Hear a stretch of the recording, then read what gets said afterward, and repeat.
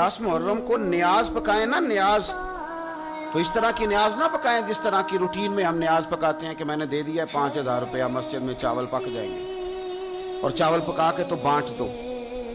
अपनी दोस्तों की जब दावत करते हो तो इस तरह करते हो।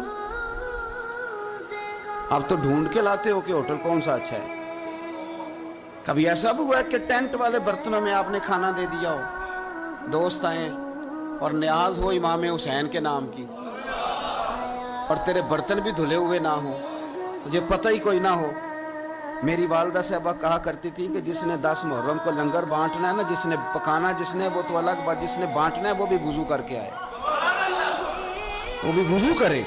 वो सादे लोग थे लेकिन अकीदतों से भरपूर थे।